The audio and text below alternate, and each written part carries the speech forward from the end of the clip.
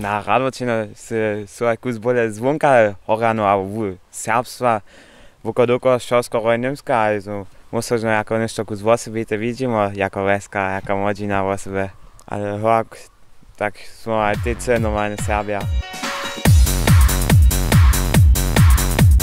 Ja dom cele sprone pravič, ja žane rozdziele ne pytnu. Ja mam dobrych znatych w Radworju, w Woklicach, a nitko doky sem tež voženena w Vasku, tež w Delanach, a ja žane rozdziele ne pytnu.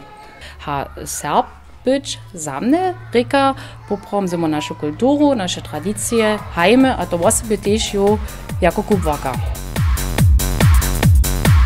Ja sympatizuję z Horjanami, kajście z Delanami, jeli one plince nie są. Also to nie ma żadną regionalną przyczynę z nikom nic sympatizować, ale byle te człowieckie. Wiesz, nicht to plince, on plinc szajne, że on obczynia.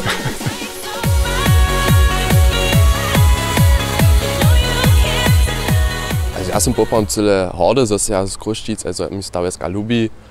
A ja sam popram cyle horde, ale taki przełulki woznam to za mnie nima. Ja chodzim każdą niedzielę do Kępsi, ja ryczim w mojej swojbie ryzy serbscy, also żadną Niemczinu, a te Weste, poprom ze wszemi serbscy ryczim. Z których przyczyn sympatyzujecie sobą? Bole z Horjanami, albo z Dylanami, albo jeszcze to minena, że tutaj rozradowany do co żaden zmysł nie ma.